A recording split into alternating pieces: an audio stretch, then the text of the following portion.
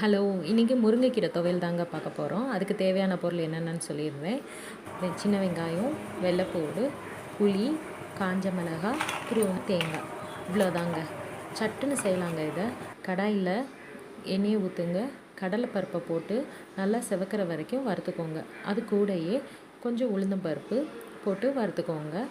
அதுக்கப்புறம் வெள்ளைப்பூடு, காஞ்ச மிளகாய், சின்ன வெங்காயம், புளி இது எல்லாத்தையும் போட்டு நல்லா வதக்கிக்கோங்க. அதுக்கப்புறம் முருங்கைக்கீரையை நல்லா அலசி வடிகட்டி இதில் போட்டு ஒரு 5 நிமிஷம் வதக்குங்க. அதுக்கப்புறம் துருவின தேங்காயும் போட்டு கொஞ்சம் கல்லுப்பு, அதாவது உங்கள் தேவைக்கேற்ப உப்பு போட்டு அதையும் சேர்த்து வதக்கிட்டு நல்லா ஆற விடுங்க. ஆறின பிறகு அதை மிக்ஸி ஜாருக்கு மாற்றி நல்லா அரைச்சி எடுத்துங்க. ரொம்ப நைஸாக வேணால் துருன்னு அரைச்சா போதும். அதுக்கப்புறம் சாதத்தோடு நீங்கள் அதை பிசைஞ்சு சாப்பிடும்போது டேஸ்ட்டு சூப்பராக இருக்குங்க. அதுவும் சுடு சாதத்தில் நெய்